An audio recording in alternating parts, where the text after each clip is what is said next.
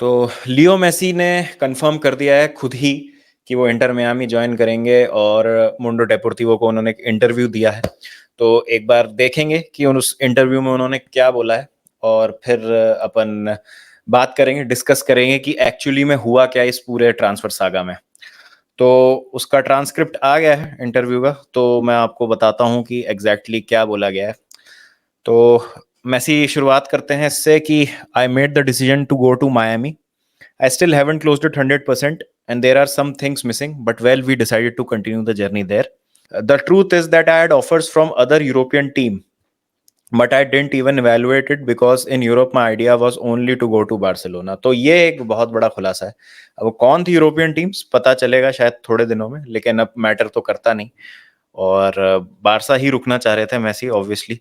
फिर मेसी कहते हैं after winning the world cup and not being able to go to Barca I had to go to the American league to experience football in a different way and enjoy the day to day, obviously with the same responsibility and the same desire to want to win and to always do things well, but with more peace of mind. तो Messi ने मतलब effectively बोल दिया है कि अब मुझे ज़्यादा मतलब लोड चाहिए नहीं, मैं थोड़ा सा अब चिल करना चाहता हूँ और थोड़ा सा फैमिली ओरिएंटेड डिसीजन भी है ये।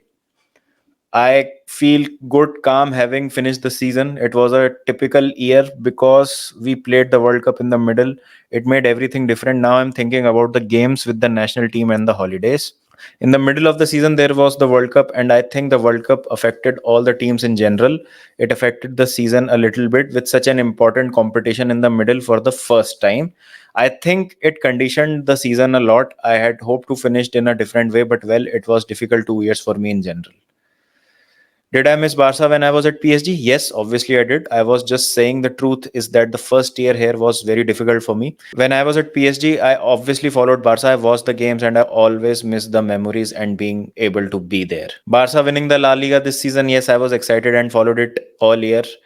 And I wanted Barca to win like every Barcelona fan. I talked to Xavi a lot also about some games after the game, about situations. The truth is that we've been talking a lot since he became a coach, and I followed him obviously. I really wanted to return to Barca, but having lived through what I went through and the departure I had, I didn't want to be in the same situation again, waiting to see what's going to happen and leaving my future in someone else's hand. तो साफ confidence की कमी झलकती हुई यहाँ पे. I wanted to make my own decision, thinking about myself, my family. Although I heard that La Liga had accepted everything, that everything was fine for me to return, there were still a lot of other things that needed to happen. I heard that Barca had to sell players or lower the salaries of the players, and truth is that I didn't want to go through that or be in the charge of or be in charge of anything to do with that at all. Uh, I was already blamed for a lot of things that weren't true in my career at Barcelona, and I was a bit tired of it. I didn't want to go through all that. What were they going to say about me if they had to sell players or things like that for my signing? At the time I had to leave in 2021, La Liga had also agreed to register me, and in the end, it was not possible. Well, I was afraid that the same thing would happen again. When I left in 2021, I had to come here to Paris to stay in a hotel for a long time with my family, with my children going to school and still being in the hotel. I didn't want my future in the air again. I wanted to make my own decision. That's why my return to Barca didn't happen. Even though I would have loved to, it didn't happen. I'm also in a moment where I want to get out of a spotlight a bit, to think more about my family. As I was saying just now, I spent 2 years with my family in such a bad way that I didn't enjoy it at Paris. I had that month, which was spectacular for me. I won the World Cup, but apart from that, it was very difficult period for me. I want to get back to enjoying myself, enjoying my family, my children, the day to day. I wanted to make my own decision and not having to wait again for the same things to happen. As I said, having achieved everything thanks to God and having finally won the World Cup, which I wanted to do so much, I wanted to look for something else and for peace of mind. तो साफ बोल दिया है Messi ने कि मुझे अब ज़्यादा लोड चाहिए नहीं, और अगर मैं बारसा आता तो जैसे मुझे पहले ब्लेम किया गया था कुछ चीज़ों के लिए, शायद इस बार भी ब्लेम किया जाता, क्योंकि बारसा को मेरा रिटर्न फीजेबल बनाने के लिए बहुत सारे प्लेयर्स को बेचना पड़ता है, उनकी सैलरी कम करनी पड़ती, तो फिर से एक नेगेटिविटी फैल जाती। और मेसी अब थोड़ा सा क्या चिल करना चाहते हैं, बिकॉज उन्होंने सब कुछ अचीव कर लिया है। खुद बोला उन्होंने, मैंने वर्ल्ड कप भी जीत लिया, मैंने सब कुछ अचीव कर लिया है, बारसा को मैं फॉलो करता हूँ, बारसा मेरे दिल में, लेकिन अब मुझे थोड़ा सा पीस ऑफ माइंड चाहिए और मेरे को अपनी फैमिली के साथ टाइम स्पेंड करना है, स्पॉटलाइट से बाहर निकलना है। एक दो बार जैसे उन्होंने साफ बोला है कि मुझे स्पॉटलाइट में नहीं रहना है, मुझे सेंटर ऑफ अट्रैक्शन नहीं बनना है, मुझे अपने करियर में जो अचीव करना था वो मैंने कर लिया है और अब मैं बस इसलिए उस डायरेक्शन में जा रहा हूँ जहाँ पे मुझसे इतनी ज़्यादा एक्सपेक्टेशंस ना रखी जाए, सीधा साफ बोल दिया। तो यही हुआ है। अगेन सिंपल सी जो है बात सामने आ जाती है कि मेसी को अश्योरेंस नहीं मिली और बहुत सारे जो पेच है वो फंसे हुए थे बार्सिलोना रिटर्न के लिए और वो सुलझाने जरूरी थे अगर मेसी को वापस आना था तो। और उसके लिए मेसी तैयार नहीं थे कि अगर उसमें फिर से कुछ गड़बड़ होती तो क्या होता फिर मेसी का आगे। और अगर बार्सिलोना मान लीजिए कुछ कर भी लेती, जैसे 2-3 प्लेयर्स को निकाल के सैलरी कम करके कुछ ना कुछ जुगाड़ करके कर लेती, तो फिर मेसी को ब्लेम किया जाता कि मेसी के लिए इतना सब कुछ हो रहा है जो उनको चाहिए नहीं। उनको अब किसी भी तरीके से एक सेंट्रल फिगर नहीं बनना है, उनको यह है कि वो अपनी फैमिली के साथ टाइम बिताना चाहते हैं, उनको चिल करना है और वो ज्यादा लोड नहीं लेना चाहते हैं अभी, विच इज एब्सोल्युटली फेयर। और जिस तरीके की फाइनेंशियल डील इंटर मायामी में मिल रही है तो उसको भी ठुकराना बहुत मुश्किल होता है किसी प्लेयर के लिए। बट उन्होंने ये कहा है कि अगर मैं यूरोप में खेलता तो मैं सिर्फ बारसा के लिए ही खेलता। और मेसी के पूरे ऑन्टराज की और लपोर्ता की मीटिंग भी इसीलिए हुई थी कि एक सॉल्यूशन फाइंड किया जाए और सारी जो चीजें सामने रखी गई मेसी की, लेकिन फिर जो डिसीजन है वो इस तरीके से लिया गया। और आपके सामने अब सारी बातें हैं कि मेसी जो हैं वो नहीं चाहते थे कि उनकी वजह से बार्सिलोना सफर करे, प्लेयर्स को जाना पड़े, सैलरी लो करनी पड़े और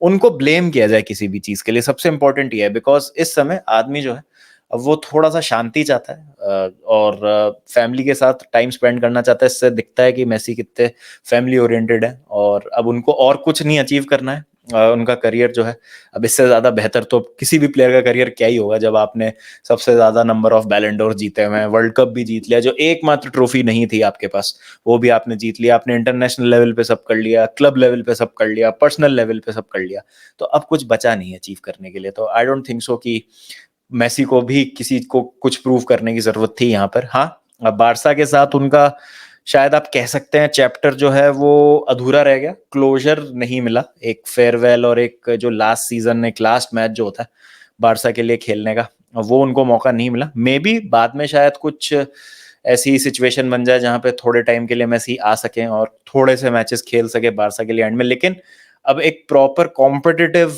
मोड में और एक ऐसी बार्सिलोना में जिसकी फाउंडेशन ले हो चुकी है और वहां पे ऐसा लग रहा था मेसी आगे शायद कुछ कंट्रीब्यूट कर सकते हैं, वो अब हमको देखने को नहीं मिलेगा। तो ये एक बहुत ही, मैं कहूंगा मुझे भी दुख हो रहा है मेसी को जाता हुआ देख के, because I really love Messi, I am a huge fan of Leo Messi, उसमें तो कोई डाउट ही नहीं है, सभी हैं मेसी के फैन तो। और मैं चाहता था कि वो यूरोप में रुके, उनको देखें थोड़ा सा हम और चैंपियंस लीग में खेलते हुए या किसी यूरोपियन लीग में खेलते हुए। लेकिन ठीक है, उनका डिसीजन जो है वो क्यों लिया उन्होंने, अब सारी चीजें क्लियर हो जाती है। लेकिन अब इससे ये एक बात सामने आती है कि जो रिपोर्टर्स हैं उन्होंने बहुत ज्यादा गंद फैलाया है यहाँ पे।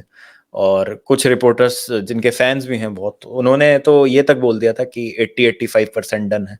और जबकि किसी को कुछ नहीं पता था कि क्या चल रहा है और कितनी पेचीदा है सिचुएशन, उसके बावजूद इतना सब कुछ बोला गया। तो मैं यही कहता हूँ, मुझे इसी चीज से प्रॉब्लम है कि हम फुटबॉल फैंस बहुत इमोशनल हैं, बहुत गलेबल हैं, बहुत नाइव हैं।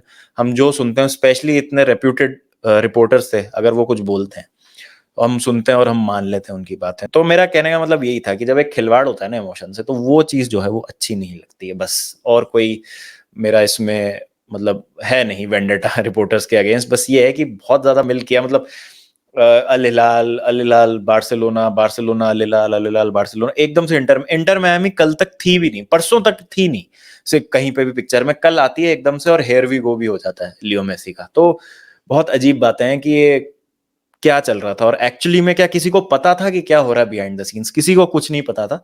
ये जो बात थी सिर्फ मेसी और बार्सिलोना और ला लीगा में और इंटर मियामी में चल रही थी।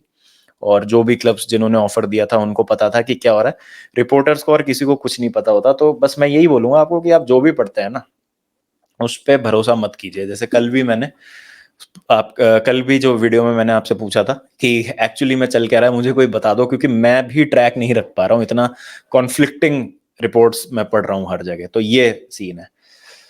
तो दैट्स अबाउट इट यार। लियो मेसी का जो यूरोपियन चैप्टर है वो खत्म होता है एंड ऑब्वियसली ये 2-3 साल जो हैं लास्ट के वो इंटर मियामी के साथ खेलेंगे। अब क्या अगले वर्ल्ड कप तक मेसी रहेंगे? I don't think so. I think एक Copa America with Argentina, that would be his last international tournament I guess. और मतलब अच्छा ही होगा अगर नेक्स्ट वर्ल्ड कप तक भी फिट रहते हैं मेसी और उस मतलब शार्पनेस में रहते हैं, जो शायद मतलब अब कैसे मिलेगी वो यूएसए में रह के और जो आपको यूरोप में मिलती थी, तो वो एक इंटरेस्टिंग चीज होगी। बट मुश्किल लग रहा है अब मेसी का अगले वर्ल्ड कप तक तो रहना। आई थिंक एक Copa America and then he will retire, ऐसा मुझे लगता है। और Inter Miami is his last stint as a player, तो देखते हैं क्या होता है। तो आपकी क्या राय है, please do let me know in the comment section. मैं बस ये चाहता हूँ कि अगर ऐसा कोई तरीका हो कि लास्ट के कुछ अपने करियर के 6 महीने या कुछ 2-4 महीने लोन पे या किसी भी तरीके से मेसी आगे बार्सिलोना में खेल जाएं और उनको एक फेयरवेल मिल जाए, तो वो मैं एक चीज जो है देखना चाहता हूँ।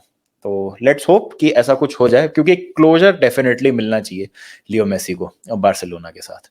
तो आपकी क्या राय है इस पे, please do let me know in the comment section. और फिर मिलते हैं। बहुत सारे जो हैं टॉपिक्स उन पे लाइंड अप है मेरे वीडियोस। डियर ज़्लातान इब्राहिमोविच 2 दिन से मैंने बना रखा है, लेकिन इतनी सारी ट्रांसफर रूमर्स आ रही हैं कि मैं उसको अपलोड नहीं कर पा रहा हूँ, तो वो आ जाएगा। डियर एनगोलो कांटे है in the pipeline, then UCL diaries is also there. तो बहुत सारा कंटेंट आपके तरफ आ रहा है, and obviously the big match Champions League final भी है परसों, तो उसके बारे में भी बात करेंगे जल्दी। चलिए फिर मिलते हैं आपसे, जब तक ध्यान रखिए अपना, टेक केयर।